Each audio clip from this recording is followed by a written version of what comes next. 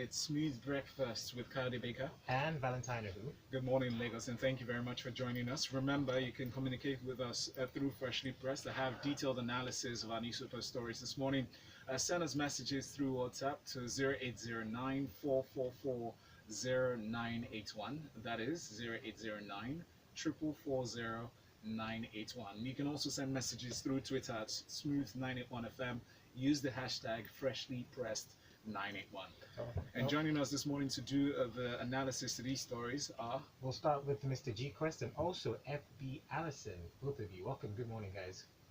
Good morning. Good morning. Good morning, Lagos. Good morning. Happy birthday in arrears, Mr. G Quest. Thank you very much. Well done.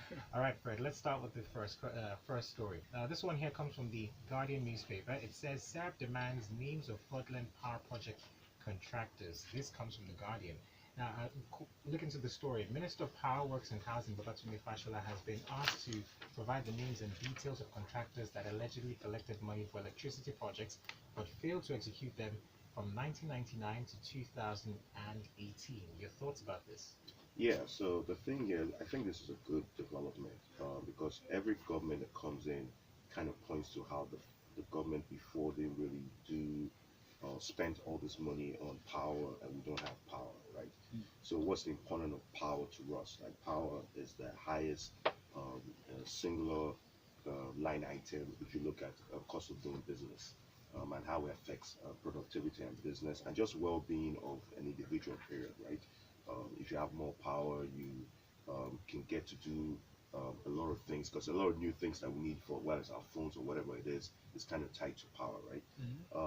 So they're asking that the names of fraudulent contractors and different people that have from 99 to 2018 they've worked on trying to bring whatever it is, whether it's a contract or whatever it is, to in the power sector and hasn't delivered, be listed.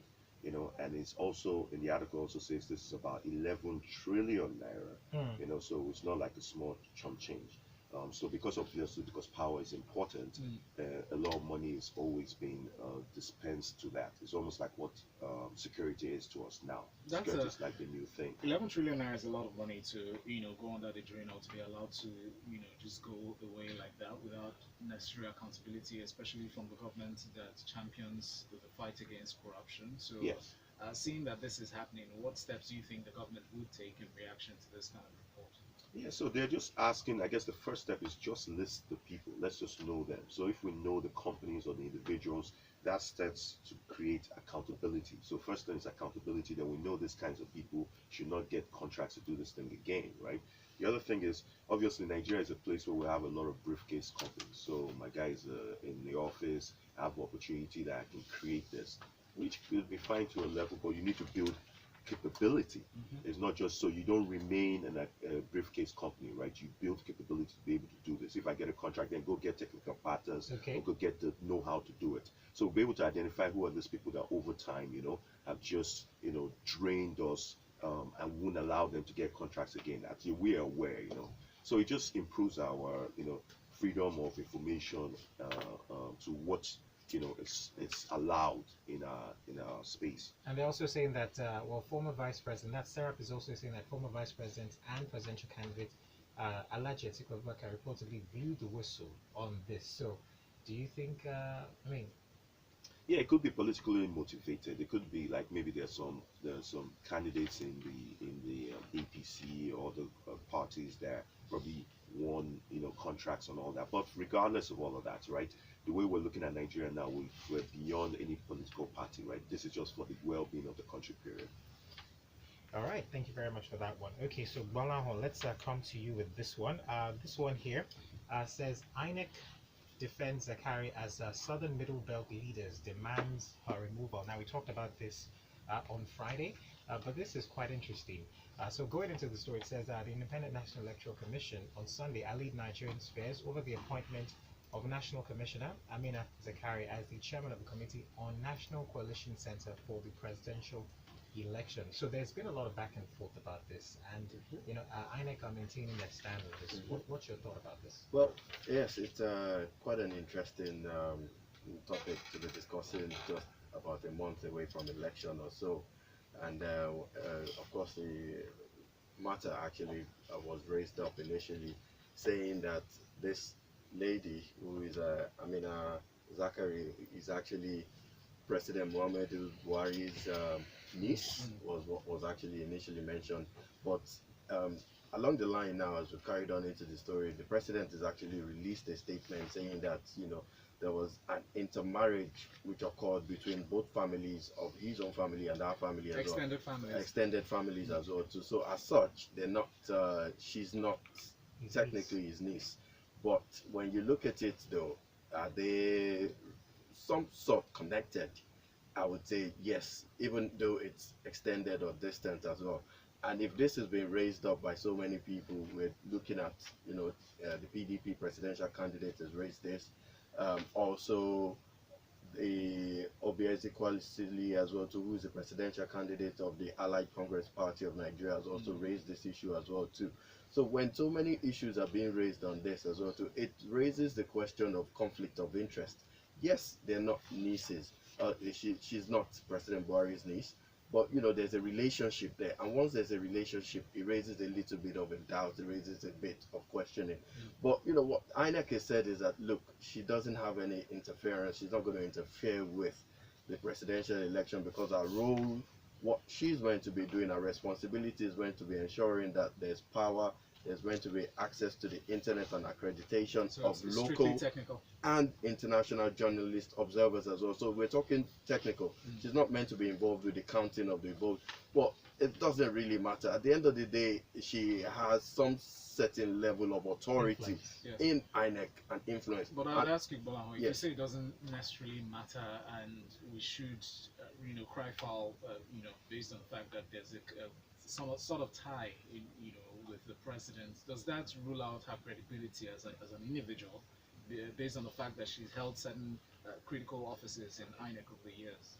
It doesn't rule out her credibility. This what it does raise. Or merit. No, it doesn't rule out the credibility. It doesn't rule out the merit as well. Too. Yes, she is credible. No one is actually saying she's not. But what this just raises is the conflict of interest. I mean, when you look at situations where you are even opening a bank account or so, sometimes you're asked certain questions. Do you have any political affiliations with anybody? I mean, INEC should have seen this from the onset anyway, that she does have a political affiliation with the president, and as such, she should have been taken out of the picture. So I think it's quite important anyway, and they have to respond to this rather than defending it. All right, well, now, thank you very much for that one. Don't forget, you can be part of our conversation. Send your messages in to 0809-444-0981. Okay, that being said, let's talk about this next story here. It's from, it's an update basically. Buhari directs military to vacate trust office.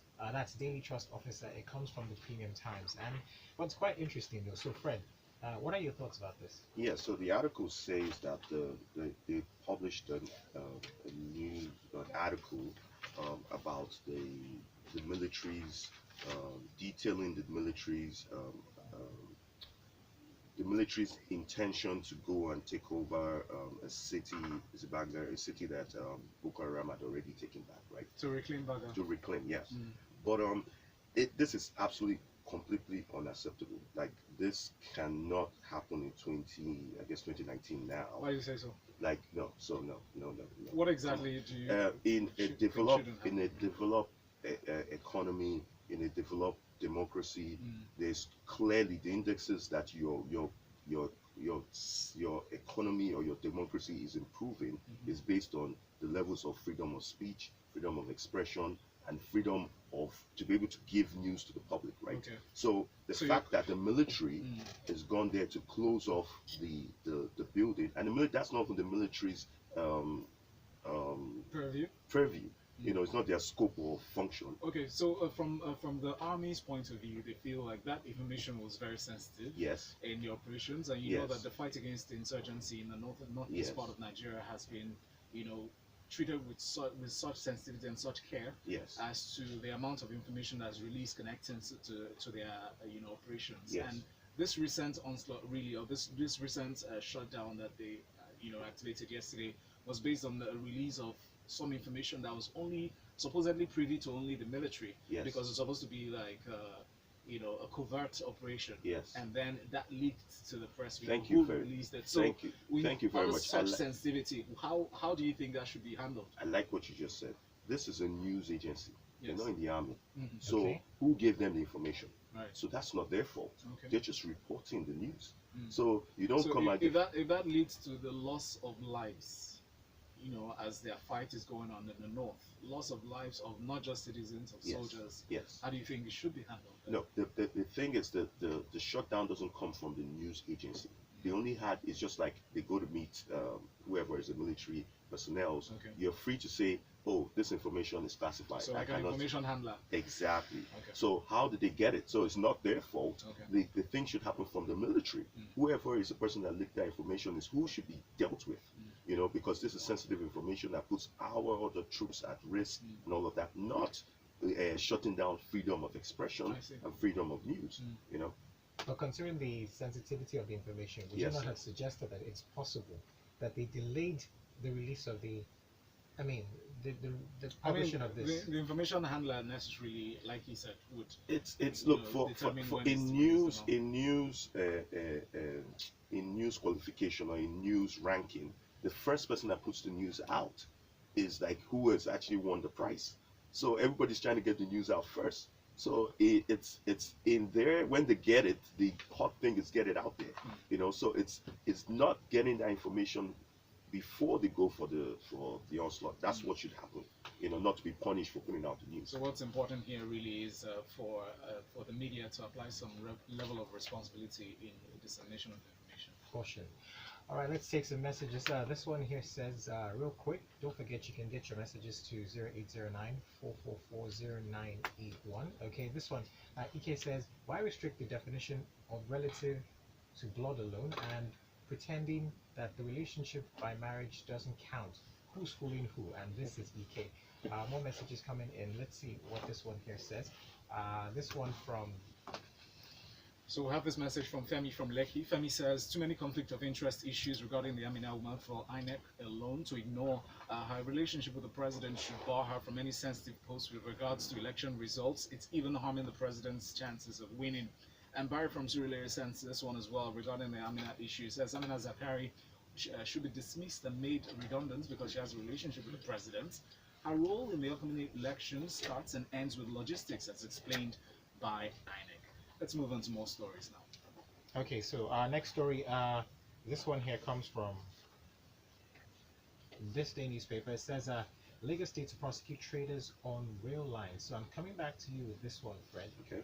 It says, basically, the Lagos State Task Force Agency on Sunday warned traders and other persons doing businesses on rail lines in the state to leave or be ready to for arrest and prosecution. Now, the chairman of the agency, CSP Olayinka Egbeyemi, gave the warning to the head of public affairs, that's Mr. Adibayo Taufik. So, this is something that we've been seeing for many, many years, basically. So, the clampdown is heavy now. What are your thoughts about this? Yeah, so obviously the reasoning for this is that there's been loss of life.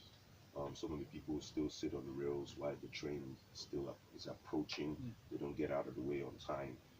So Lagos State is trying to preserve the lives of its citizens, which it should be doing with this clampdown that's going on. And they claim across the board, even on the street corners, they're not supposed to have traders, and this is a part of the law in Lagos State, right? Obviously the reaction on why these people are doing this is because this is a means to survive, is a means to make an end, right? And you don't have to pay much. So you can see there's a lot of foot traffic in these areas where they're located, and it's like a good strategic location to actually put your whatever store you have to be able to make an ends meet at the end of the day. But Lagos State is saying obviously this is at the risk of actually losing your life. Well, how frequent do those trains come? They're probably making a case. And what can you say the alternative would be? Because if you ask these people who try and eke out their livelihood with what they do, what alternative can the government provide, for these people? Yeah, so in some cases the government have created shopping malls, but problem here is the cost of getting a store in this now organized shopping area that has been built, right? It's cost a lot more, and this petty traders that are doing this obviously can't pay that. But they are also, in the article, it also states there are actually people that take fees to actually have them even be on the railroad lines, right? Okay. And they're also going after those people that they should stop local government individuals and then local government individuals, traders, I mean, market women, I don't know if they're associations or whatever, should stop taking money from these guys. All right, thank you very much for that. Thank you, Fred. And let's go to the messages on WhatsApp. Sanfadra sent in this one. It said, if those who drained out the power sector are listed, are we sure this won't be swept under the carpet after the conclusion of the election? Please, they shouldn't use Nigerians to play poker game more. Dan from Onikon says, is it so difficult to redeploy Amina Zakari to another less sensitive department? More questions on Amina. Here's another one from Benga. Bengus Bengus says, what level of authority does she have? Is asking about Amina as well over the outcome of the elections. She has been in INEC since 2011 when PMB contested and lost an election. Has the method of transmitting election results changed from what we had in 2015? The relationship between Amina Zakari and PMB is a case of one sister, uncles, brothers, cousins, aunts. Very interested. Let's move on to this next story now from Premium Times. Under Buhari, Nigerians are hungry. Poverty is growing. Amechi says in secret tape. So this met a lot of people with shock yesterday when the audio clips were released in batches. So the Nigerian Transport Minister Rotimi Amechi has been heard in an audio recording, according to Premium Times report, to be expressing shocking, pessimistic views about Nigeria and the administration of President Muhammadu Buhari, whose election bid he leads, and puts him in a very precarious situation. Gbolahan. Going by this report and the audio clips, if you listen to it, I listened to the first clip yesterday. You know, there are a few excerpts, transcripts from the clip that are here, and it's pretty interesting, eye-opening. What are your thoughts? Well, I just wanted to start. You said it puts him in a precarious situation. Yes, it does. Really? Does it really put him in a precarious situation? What do you think it would? I mean, this is Nigeria that we have, right? This is not the first time that we'll be having recordings or audio recordings or video recordings of somebody, and then we'll find out, or months later or weeks later, someone coming back to say that, look, it's been doctored. This is not really me. This must have been somebody else. I mean, because the presidency tried to do that minutes after that first clip was released, and the person who released it, mentioned, Rema Mokri actually made a statement saying that he released it in bits deliberately because he anticipated the reaction of the presidency, and they said, well, that was a recording from 2014, and then he released the next batch that revealed the point where he mentioned, cited the case of a trader in Onisha. Well, let's see how this ends. It's not the first time, as I said, anyway. We have 6 video recordings of the Kano State governor accepting dollars, and what has been the outcome of that so far. This is Nigeria, as we normally say anyway. A lot of things can be put. But let's go into the meat of the conversation anyway. When we talk about what content was raised in this, I mean, the statement, I would quote some of the statements that he made. He said the president does not listen to anybody. He doesn't care.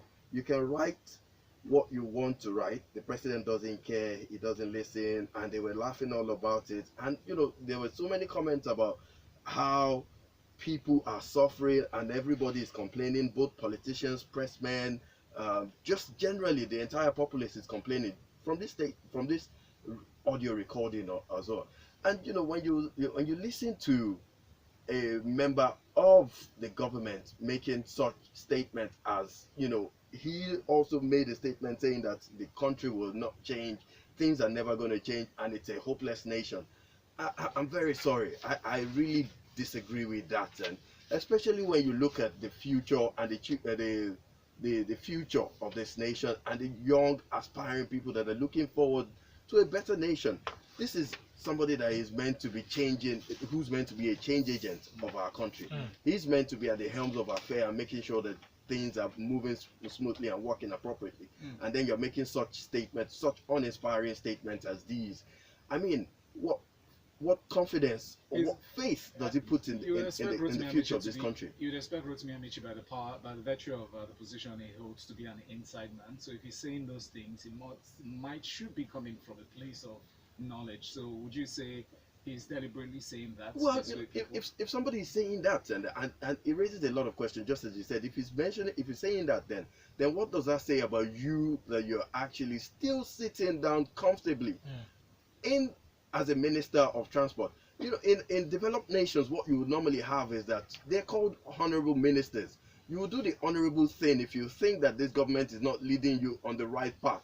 But resign, No, you but step I aside. disagree with you. Bolahan, I you disagree You with do you step that- aside. But hang on, Yeah, hang go on. on. You speak as though you, Michi anticipated that this be released. He did not expect this to be released. Yes. So he wouldn't be making that statement thinking that this was going to be public speech. Okay, fine. But now that it's been released, what do you expect him to do? Okay, so what are the things that you said in a developed economy? Yes. It's the right thing to do, or the civil thing to do is to Absolutely. leave the office. Yes. But in our case, if you leave the office, the worst version of you will be put in that position to take us further away from where you need to go. So you sitting still and Yes. being there, you Yes. kind of keep the needle kind of where we should be going in the first place. The I- other thing you said, I think that's an assumption. Hold on. Let him finish. Okay, his go thought. The other thing you said that I want to address, Yes. in the case of the Kanu governor, Yes. where we saw this and nothing happened, this one, the decision is for the people. So there's an election that's coming pretty soon, right, where we would have to make a decision. But we are blinded on what, because they told something and something else is happening. This is kind of giving us almost like a cut section of what really is going on behind the scenes. Yes. So we can make a better informed decision as we get to the election period, or people get swayed in another direction. Can I just add in very Yeah, quickly? yeah, Anyway, when 30 you talk seconds, please. when you talk about you are only assuming that we're going to have a worse version of him. What about having a better version of him as well? It can go both ways. All right. We'll wait for the veracity, expect veracity of that audio, because we know the investigators are working overtime. Now, I'll take a few messages here. Dari here sends in a message saying, I do not like Valentine's conclusion that the press ought to be circumspect on the news it puts out. The press has an obligation to report on any piece of news so long as it is the truth. Let the military look to the leaks within its ranks and purge itself.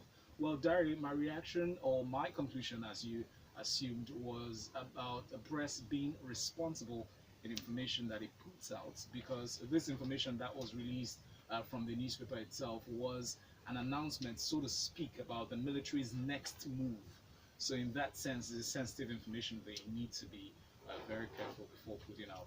Well, Guru from the island sent in a message, said concerning, back to this. If the commissioner was appointed during the Jonathan era, was she also responsible for his loss? Did GJ not know that she was related to his key rival at the time? Was she expected to leave her job once Buhari won? Why is the talk of credibility now being touted? What was the reason why she was appointed during GJ's time? What is her role in the 2019 election? What influence does she have over the outcome of the elections? I think people should focus on what is important. Run your campaign, get your voters to come out and vote. Thank you very much, Guru.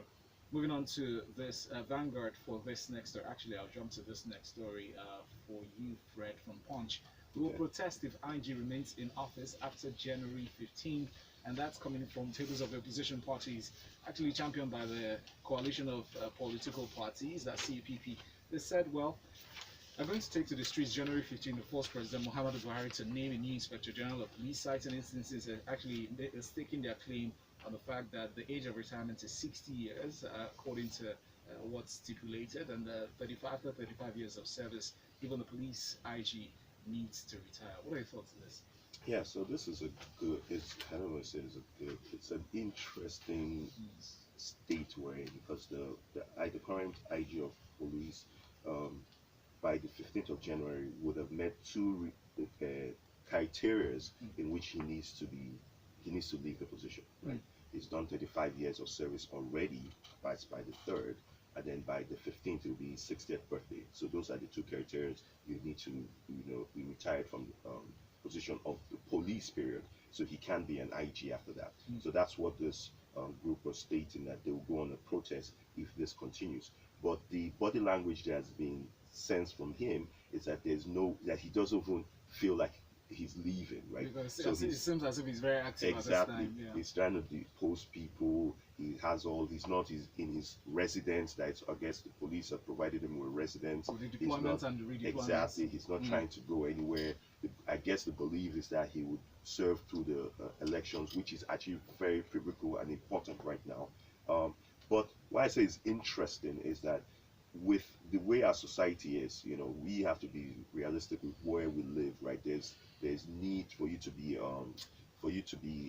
loyal to to the ranks of power currently, right? Yes. And he is in the ranks of power. So if you remove him right now and put somebody else in, like and this is before the election, there's going to be a lot of hoopla. But that's also going to give us some kind of a merit kind of situation. Because anybody coming in now that hasn't really positioned these guys in different places, so we should be able to get this best kind of merit-based election security coverage for the elections. That's if he's removed or if he's replaced. Thank you very much. Very quickly, let's go to the story from Vanguard newspaper. Financial inclusion savings promos yield 15 million new accounts for banks. According to this report from Vanguard, the new bank accounts comprise 12.2 million savings accounts and 2.6 million current accounts. Well, let's take us through the details. Gbolahan was saying that there's been an increase recorded in 2018 from 2017 as well. Yes, this is great news for the financial service industry, the banking industry. I mean, of course, we've been looking at financial inclusion, CBN's objective for quite a while now. And currently now, I think we're standing at less than 40% of the population own a bank account. So, of course, there's a lot of drive to promoting people getting involved in financial services, putting money into bank rather than keeping it in the piggy bank and underneath their carpets and in different places in their houses or so. But this story talks about how within a year the bank accounts have grown by 15 million. We have 12.2 million savings account and 2.6 million current account increase or so. So we've seen a 15% increase within a year between December 2017 up until November 2018. There has been an increase, and of course there's been more increase on the savings account aspect of it than the current account. And the reason for this has been explained, that of course the reason why you have an increase in the savings account is because there's less stringent policies in opening the savings account compared to the current account. Also, opening a savings account as well too doesn't cost as much as a current account. So we've seen an increase, which is good, and we expect to see more as well too. Normally, what I always say as well too, of course, the reason for the savings account as well too is because a lot of banks run a lot of promos also. The lotteries put X amount of money and you will get certain amount of money as well too at the end of 3 months. So that's the cause of the influx. It's part of the influx, which is very great. much. Thank you, Gbolahan. Let's treat this last story from this day. 2019, 8 million people have not collected their PVCs. INEC cries out. Please, let's take through this. Yes. Excellent story. I'm one of the 8 million people that I haven't actually collected my PVC at the moment. Now, and you would ask me the reason why. Why? I've been to INEC office 3 times now to collect my PVC. And I was there on Friday, and guess what happened? There was nobody at the INEC office to pick up. The previous time I went as well to the office was also shut as well too. I was told to call back last week. I went back, there was nobody there. I'm going back there this morning now to try and see. This was about 10 o'clock in the morning or so that I went to it, and there were quite a lot of people waiting outside to pick up their cards. Perhaps they were on Christmas break. Well, yes, that's understandable, but yesterday, last week Friday isn't Christmas. Last week Friday, most offices were still closed. Well, INEC office shouldn't be closed last week Friday. They were actually open on Thursday because my wife was there to pick up. I am going this morning as well too. So that's the issue that we have. It's not only about people not collecting, but you also have to allow people to collect as well too. Thank you very much, Folu. Let's take a few messages before we round up. George Kovani sends in a message. He says, Amichi's comments would have obliterated his credibility as a campaign manager, but this is Nigeria where logic walks on its head. Nigerians seem to lose all a sense of reasoning with politics, and politicians have understood this. Let's see some lessons. Election judge says. Somebody here says, Jide from Calgary says, now those tapes, talking about Amichi's tapes, are clearly doctored. The storylines are haphazard. The newspaper have clearly reported altered transcripts from the tapes. It is clear that the press and Rena Mokri are on the same page. Magnus Abe was mentioned. When did Magnus Abe become the senator to corroborate Amichi's impression that Nigeria was helpless? 2011. Do we now take Rena with all his lies serious? Well, the veracity of those audio tapes haven't been confirmed yet, and we'll wait to see that. Somebody's asking if I'm believing that tape. No, I'm on a neutral stance. Actually, how can you guys imagine a nature of all people to call press and have such a chat? The tape is Dr. Wanjo. Tony, I send this one from Ivo. Well, so thank you very much, everyone, for your comments and observations on this story. We'll pick one of these stories and treat it extensively inside of Lagos Talks 91 at 9 o'clock. Most definitely. Don't forget, guys, just follow us on all social media platforms as you've been doing, and we'll keep you in touch as the show progresses. And special thanks to our analysts for coming in. That's Mr. G Quest, that's Gbolahan. Thank you very much. And Mr. FB Allison, that's Fred Allison. Coming up next at 8:15, we talk sports inside of the locker room. It's Smooth 98.1.